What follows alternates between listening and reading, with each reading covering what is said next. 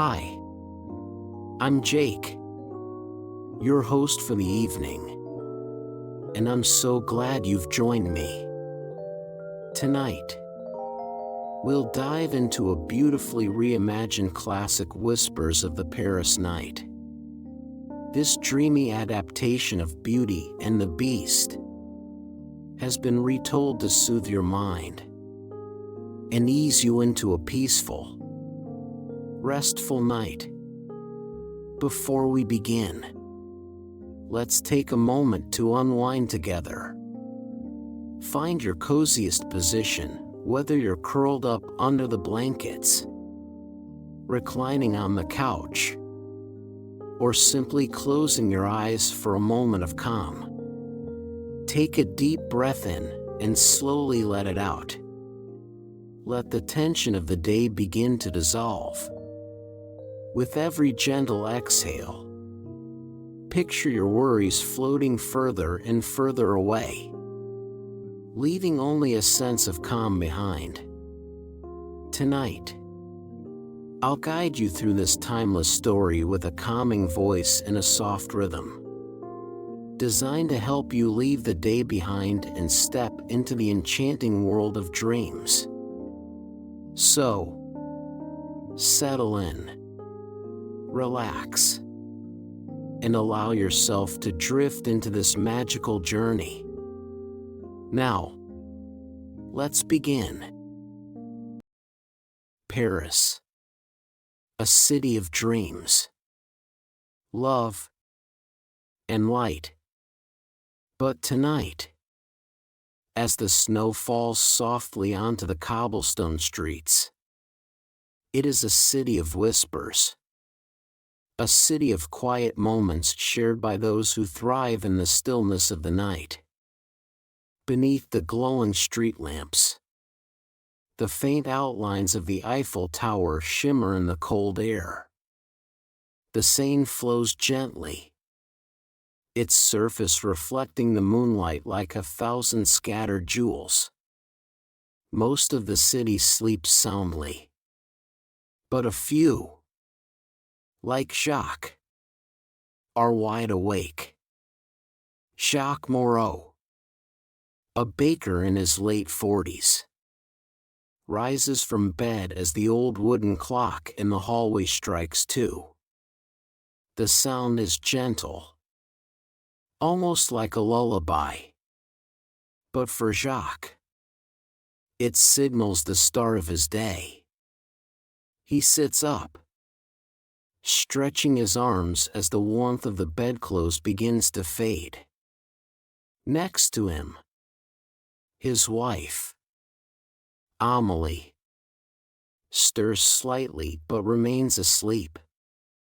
Jacques smiles softly as he stands, careful not to disturb her.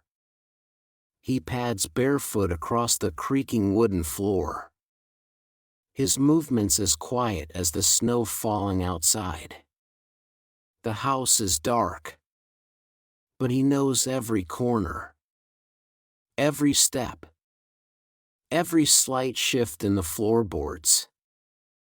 In the bathroom, Jacques splashes cold water on his face, the chill waking him fully.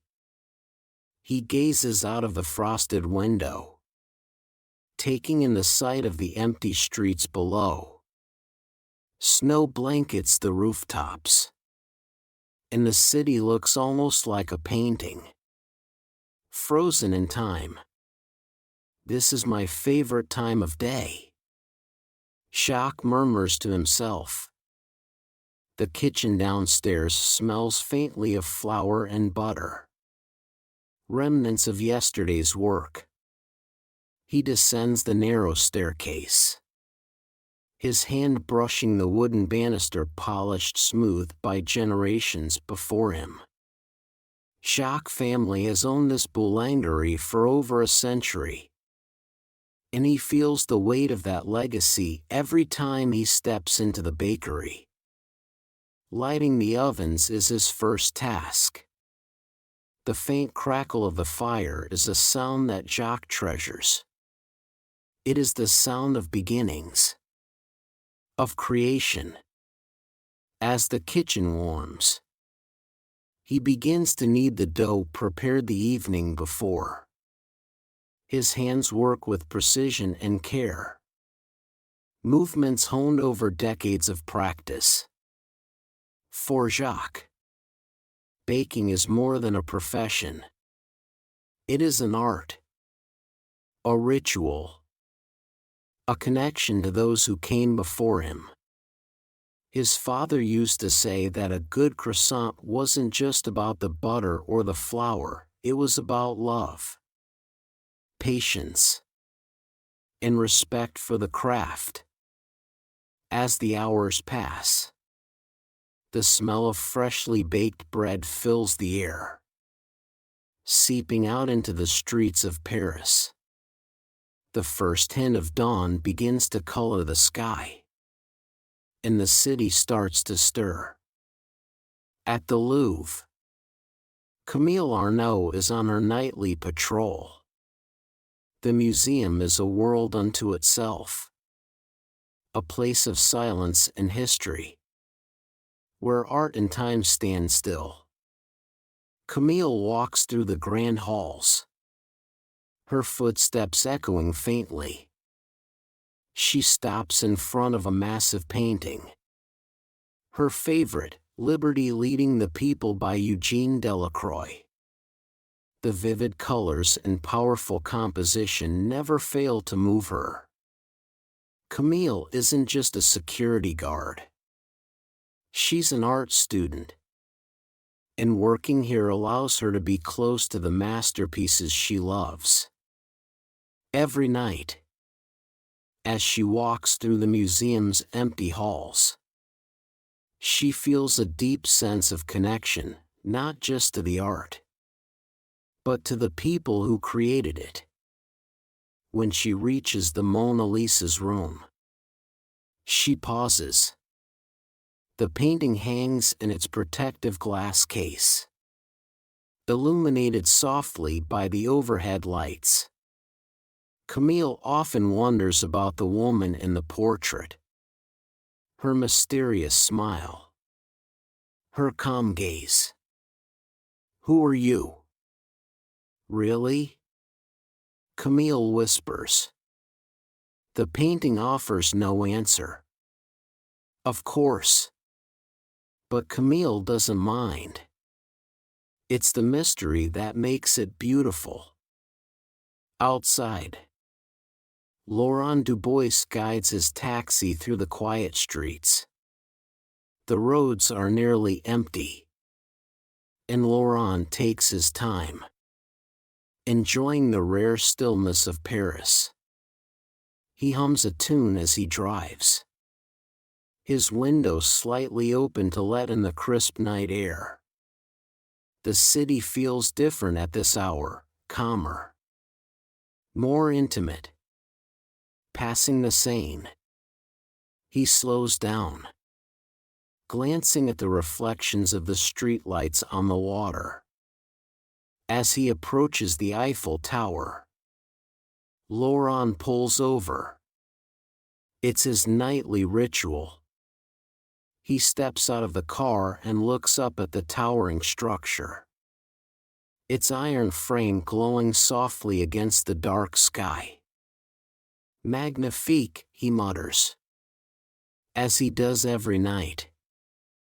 For a few moments, Laurent simply stands there, taking it all in. He feels a quiet gratitude for his life, for his city, for the little moments of peace that make everything worthwhile. As dawn breaks, the paths of these Parisians begin to intersect. Jacques places trays of warm croissants in the display case just as Camille stops by the boulangerie on her way home. She smiles at him, her cheeks pink from the cold. "Morning, Jacques," she says. "Good morning, Camille," he replies. sliding a pane of chocolate into a bag for her. Laurent parks his taxi outside a moment later. Stepping in to buy a baguette, he exchanges a few friendly words with Jacques before heading back to his car. By the time the city is fully awake, these night workers are home, ready to rest as Paris begins another day. Jacques climbs back into bed, his body weary but his heart content. Camille curls up in her small apartment, dreaming of the masterpieces she loves. And Laurent, back in his suburban home, kisses his sleeping children before sinking into his own warm bed. For them, the night has ended. But in a few hours, it will begin again, bringing with it new stories, new moments, and the timeless beauty of a city that never truly sleeps. As Paris wakes to the soft light of dawn, the night workers fade into the background, resting in the shadows they leave behind. But as the cycle of life goes on, night falls again, bringing with it new whispers of stories waiting to unfold. Tucked into a narrow alley in Montmartre, a small clock repair shop sits nestled between a florist and a cafe. Its sign, faded with time, reads, Horlogerie du Temps Perdu, clockmaker of lost time. Inside, Henri Beaumont leans over his workbench, his magnifying glass glinting in the light of the lamp above him. Henry's hands are steady as he works, his fingers deftly adjusting the tiny gears of an antique pocket watch. The watch, brought in by a young man the previous week, is a family heirloom. Its intricate mechanism reminds Henri of the clocks his grandfather used to repair when he was a boy. The shop smells of aged wood and oil, a comforting scent that Henri associates with his craft. As he works, the ticking of dozens of clocks fills the room, a symphony of time echoing in the stillness. Henri has been a clockmaker for over 40 years. His life is quiet, measured, much like the mechanisms he repairs. But there's something soothing about the predictability of it all. In a world that often feels chaotic, Henri takes solace in the precision and reliability of timepieces. Tonight, as he finishes the young man's watch, he sets it on the counter and leans back in his chair. Through the shop's window, he can see the streetlights casting long shadows on the cobblestones outside. Snowflakes drift lazily in the air, illuminated by the warm glow of the lamps. For a moment, Henri allows himself to simply sit and listen. The ticking of the clocks, the soft hum of the city outside, it all feels timeless. A few streets away, the Seine flows quietly, its surface rippling with the soft breeze. Elise Dupont, a river cleaner, rows her small boat along the water. By day, the Seine is bustling with tourists and locals. But at night, it belongs to her. Elise has been cleaning the Seine for almost a decade. Her job is unglamorous, but she finds it rewarding. As she steers her boat, she uses a long pole to scoop out debris, plastic bottles, bits of paper, and the occasional odd object.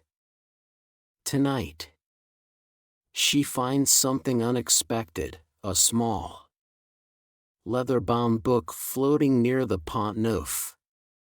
Curious, she fishes it out and sets it on the bench beside her. It's damp and worn, its pages filled with neat, handwritten script. Elise wonders who it belonged to and how it ended up in the river. For the rest of the night, she thinks about the book as she works. By the time her shift ends, the sky is beginning to lighten. Elise rows her boat to the dock and carries the book home with her. In her tiny apartment overlooking the river, she carefully dries the pages, laying them out on her kitchen table. The handwriting is beautiful, flowing and elegant, and the words seem to tell a story, a love letter, perhaps, or a diary. Elise feels a strange connection to the unknown writer. Whoever they were, they poured their thoughts and feelings onto these pages. And now, years later, those words have found their way to her. While Elise works on the Seine, Margot Lemoine is busy in her flower shop on Rue Claire. The shop, Les Fleurs Diminuées, is a hidden gem that caters to those who wander the city late at night. Margot is a night owl by nature. She loves the quiet hours, when the world feels softer, gentler. Tonight, she's arranging a bouquet for a man who stumbled into her shop, desperate for a last-minute gift. He didn't say much, just that the flowers were for someone special. Margot chooses pale pink roses, white lilies, and sprigs of eucalyptus. As she arranges them, she hums softly to herself, lost in the rhythm of her work. The man watches her, his expression thoughtful. "You must love flowers," he says suddenly. Margot looks up, startled. "I do," she replies, smiling. "They remind me that beauty can be found even in the simplest things." When the bouquet is finished, the man thanks her and leaves. Margot watches him go, wondering who the flowers are for and what story they might be part of. As the night deepens, Margot continues her work, preparing for the morning rush. The shop fills with the scent of blossoms, a sweet contrast to the cold air outside. As dawn approaches, the lives of these night workers begin to intertwine. Henri closes his shop and walks to the boulangerie, where Jacques is placing fresh baguettes in the window. The two men greet each other with a nod, exchanging a few words about the weather before Henri heads home. Elise, carrying her book, stops by Margot's flower shop. She buys a small bouquet of violets, drawn to their vibrant color. Margot asks about the book, and Elise tells her the story of how she found it. The two women chat for a while, their conversation light and easy. Back at the boulangerie, Jacques welcomes his first customer of the day, Camille, the security guard from the Louvre. She buys a croissant and a baguette, thanking Jacques with a smile. As the sun rises, these Parisians retreat to their homes. Their work done for the night, they share a quiet connection, a thread that ties their lives together in the tapestry of the city. As night falls again, Paris becomes a canvas for more stories. Illuminated by the gentle glow of streetlights and softened by the snow's quiet embrace, the city breathes with the lives of its night workers, people whose paths rarely cross by daylight but are subtly intertwined in the silence of the evening. On the left bank, nestled between two bustling cafes, lies a little bookstore called La Lumière des Étoiles, the light of the stars. The shop is open late into the night, its warm interior a sanctuary for insomniacs, dreamers, and wanderers. Antoine Roux, the shop's owner, sits behind the counter, reading a worn copy of Les Miserables. The store smells of old paper and leather bindings, a scent that Antoine finds deeply comforting.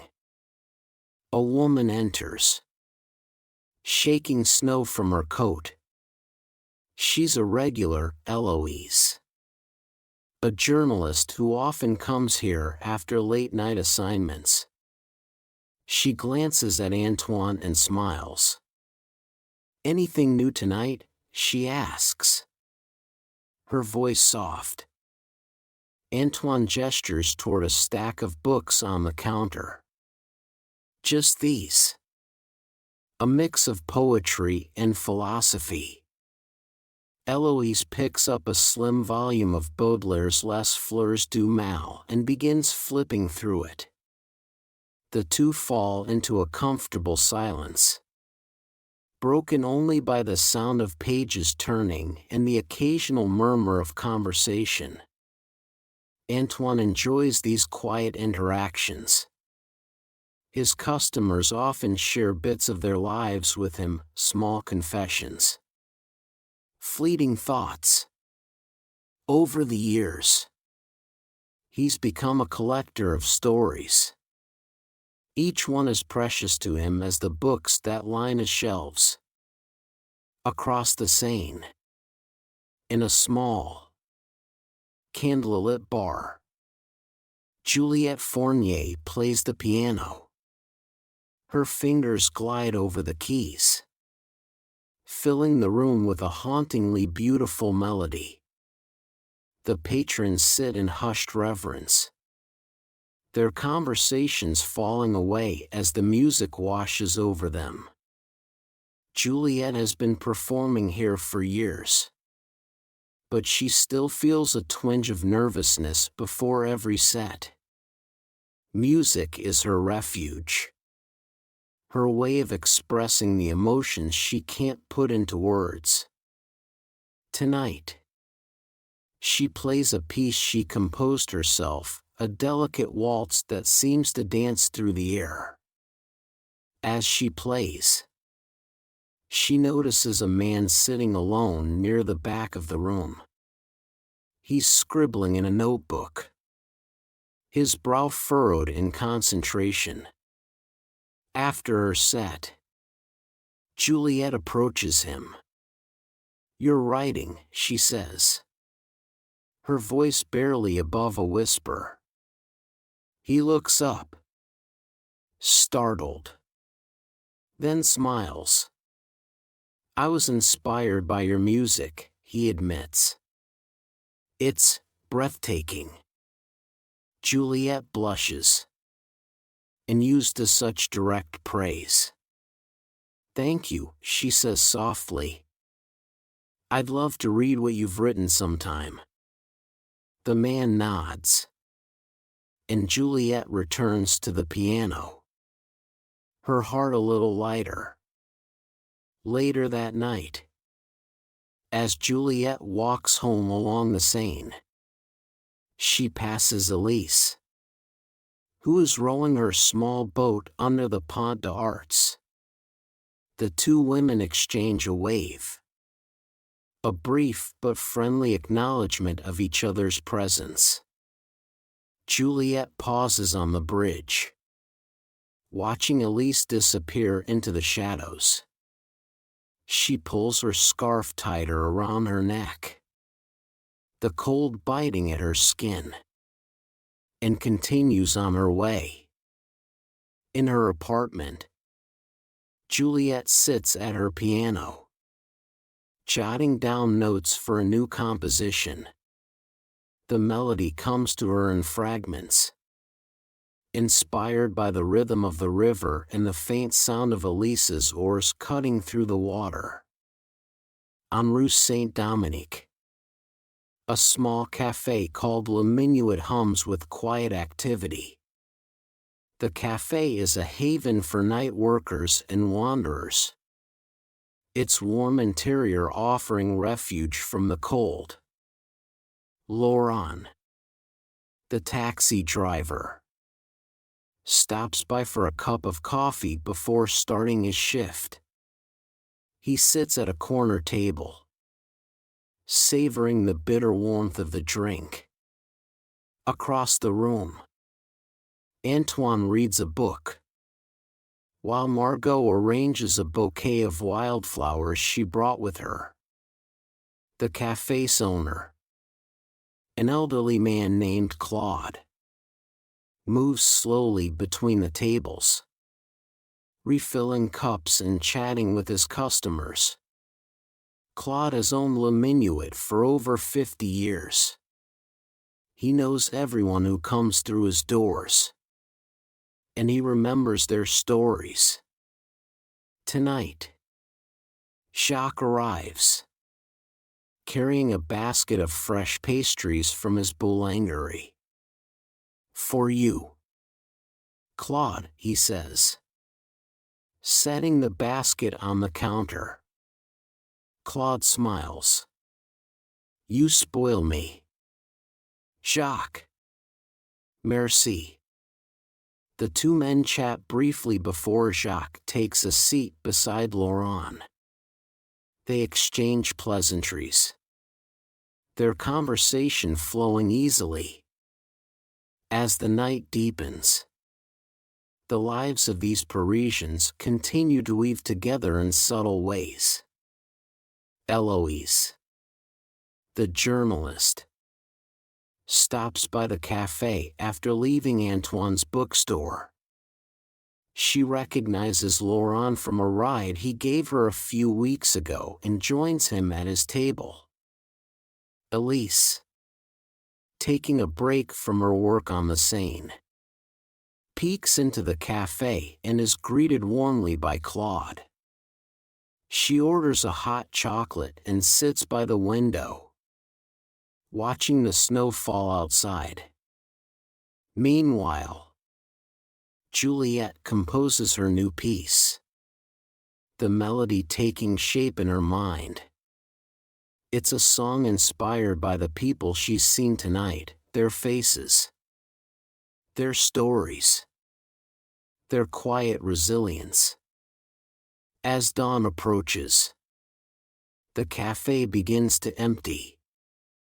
Laurent heads back to his taxi, ready for the morning rush. Jacques returns to his boulangerie to prepare for another day.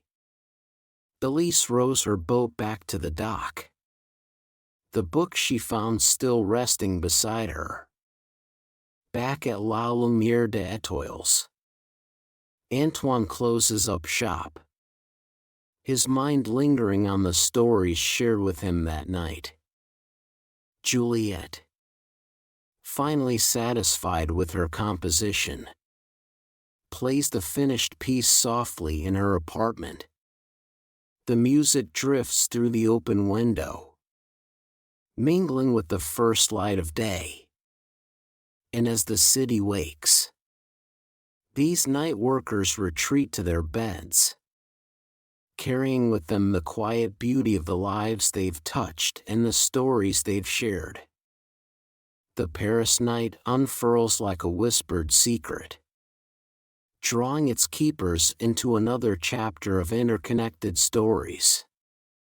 Each person, a thread in the city's tapestry, weaves their quiet contributions into the fabric of the sleeping metropolis.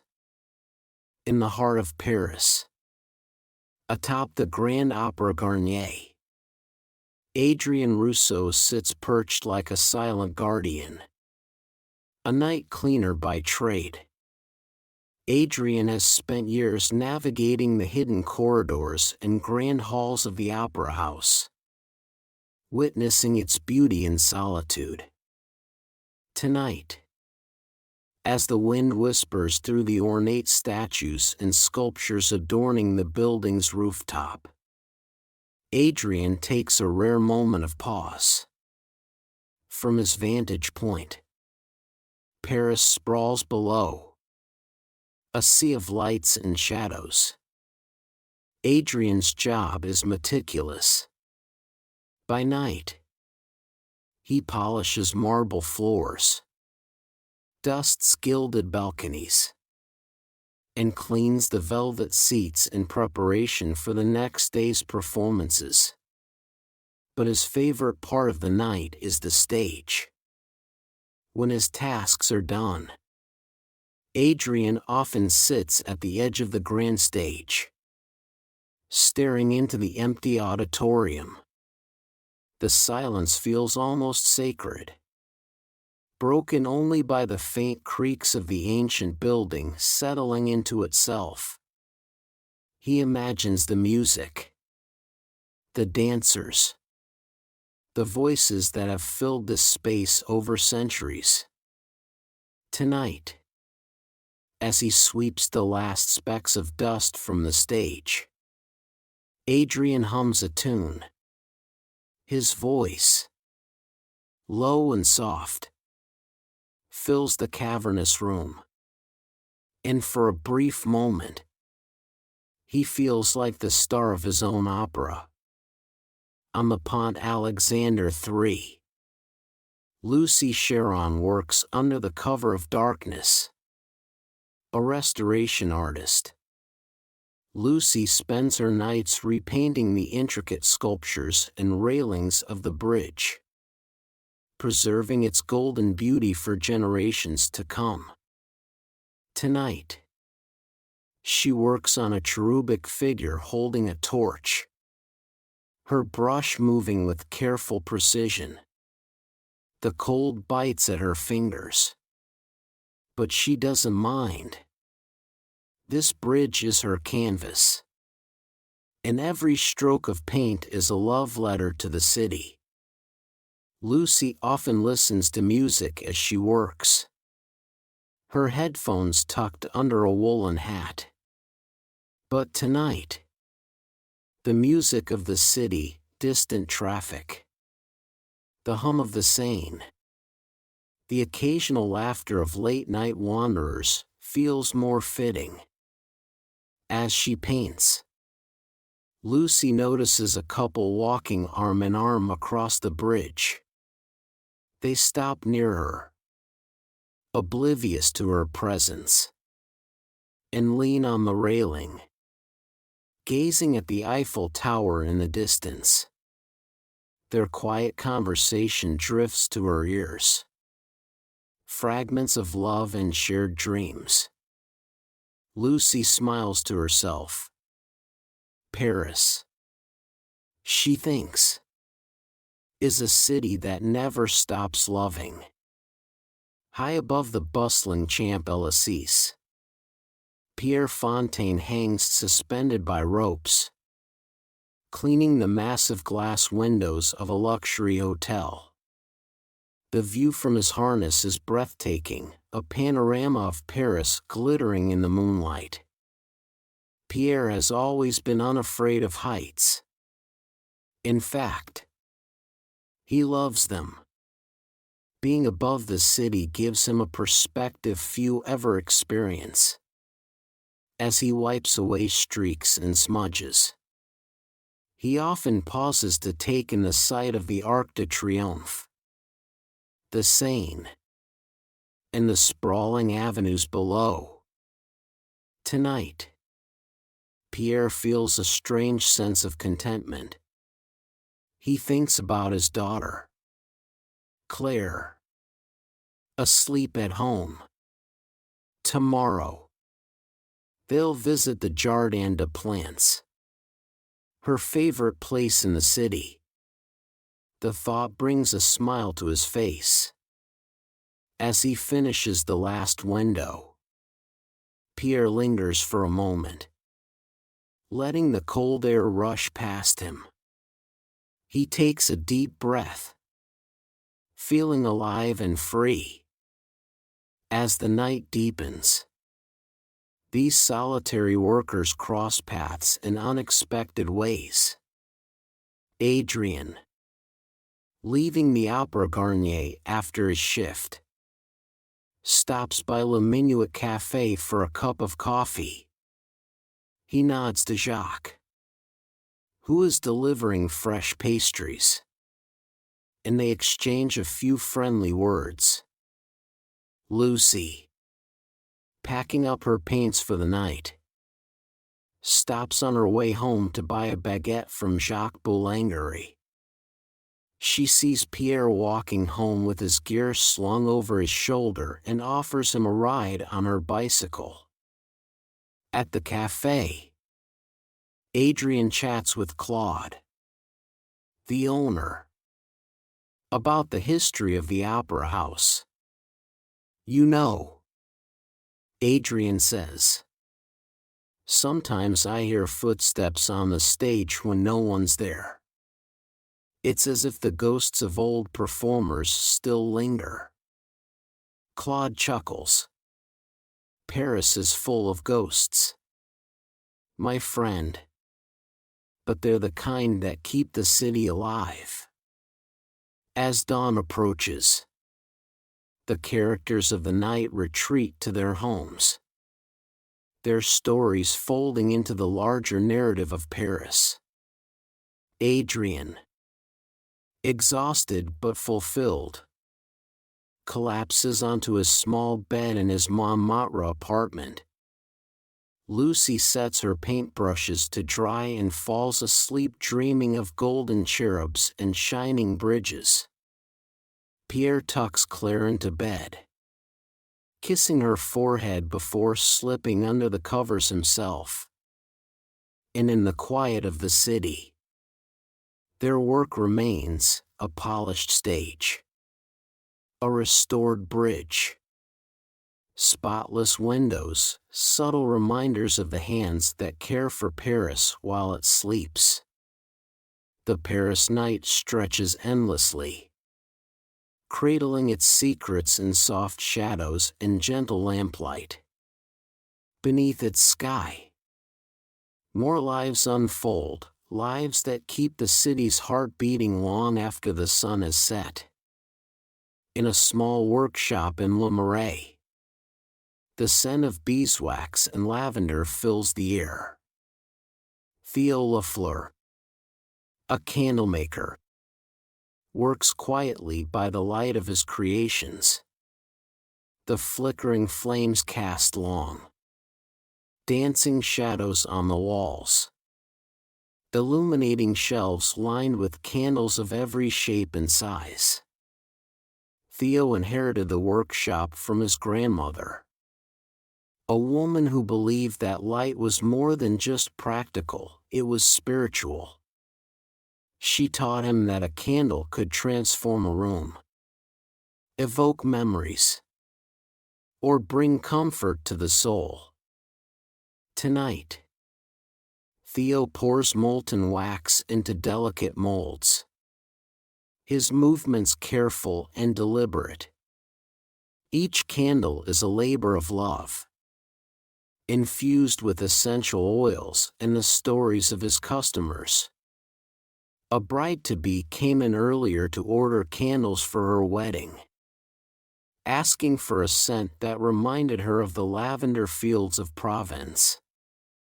Theo smiled as he prepared her batch, knowing his work would light one of the most important days of her life. As he works, he hums an old lullaby his grandmother used to sing. The melody fills the workshop, mingling with the warm, soothing aroma of the candles. Outside, the snow falls silently, and Theo feels at peace. Deep beneath the city, Émile Laurent tunes his violin on the platform of a near-empty metro station. The acoustics here are surprisingly good, and Émile knows how to use them to his advantage. Émile has been playing in the metro for years, his music a gift to the late-night travelers who pass through. He plays not for money, but for the connection it brings. Music, he believes, has a way of reaching people's hearts, even in the briefest of moments. Tonight, Émile plays a hauntingly beautiful rendition of Clair de Lune. The notes echo through the cavernous station, wrapping around the few commuters waiting for the last train. A young couple sits on a bench, holding hands and swaying to the melody.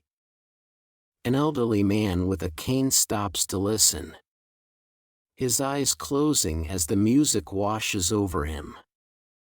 When Émile finishes, the applause is soft but sincere. He bows with a smile, grateful for the fleeting connection he's made with his audience. Henri Beaumont, the clockmaker, steps off the metro and into the snowy streets of Montmartre. He carries a small box under his arm, the repaired watch he finished earlier. The young man who owns it insisted on meeting late, unable to come during the day. Henri walks slowly, his breath fogging in the cold air. When he arrives at the cafe where they agreed to meet, the young man is already there, sipping a steaming cup of coffee. "Merci, Monsieur Beaumont," the man says, accepting the watch with a reverence that touches Henri's heart. "It was my pleasure," Henri replies. He watches as the man winds the watch, the mechanism clicking softly. "Take care of it. It's a beautiful piece." The young man nods. "It belonged to my grandfather. It's one of the few things I have left of him." Henri feels a pang of empathy. He knows what it's like to carry the weight of family memories in an object. As he leaves the cafe, he decides to stop by Le Minuet for a late supper. At Le Minuet, familiar faces gather once more. Theo brings a small box of candles for Claude, the cafe owner, who places them on the counter with a smile. Émile, having packed up his violin, sits at a corner table, his hands wrapped around a cup of tea. Henri joins Émile, and the two strike up a conversation. Henri shares the story of the watch he just delivered, and Émile listens intently, his fingers tracing the rim of his teacup. "You know," Émile says, "your work isn't so different from mine. We both try to preserve time. In a way." Henri chuckles. "Perhaps. Though I imagine your music will outlast any watch I repair." Nearby, Margot, the florist, chats with Lucy, the bridge painter.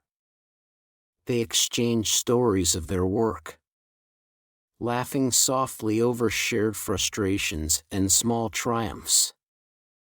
Jacques arrives with a fresh basket of pastries, which he sets on the counter for everyone to share.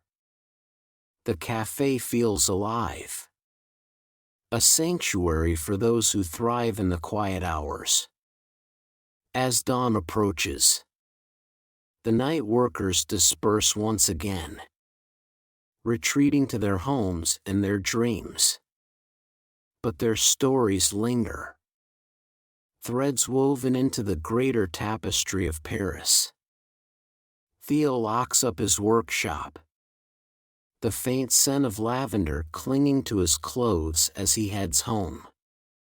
Émile, his violin case slung over his shoulder, hums a new melody as he walks along the Seine.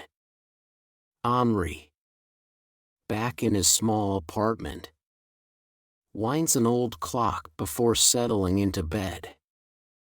And in the quiet of the city, the candles burn, the music echoes, and the clocks tick, each marking the passage of another night in Paris. The stars remain steadfast above Paris, casting their cool light on the city that thrives in its dreams. Each corner, each shadowed street, holds a story that breathes life into the quiet hours of the night. Far from the bustling center of Paris, on the outskirts near the river's edge, stands a small, almost forgotten lighthouse. It no longer serves ships, but its beacon has become a symbol of hope for the surrounding neighborhoods. Odette Rousseau, the lighthouse keeper, has tended this light for decades. Tonight, as the snow falls in delicate flurries, Odette climbs the spiral staircase to the lantern room. Her movements are slow but purposeful, her footsteps echoing against the stone walls. The light, fueled by an old but reliable mechanism, casts its beam across the snowy banks of the Seine.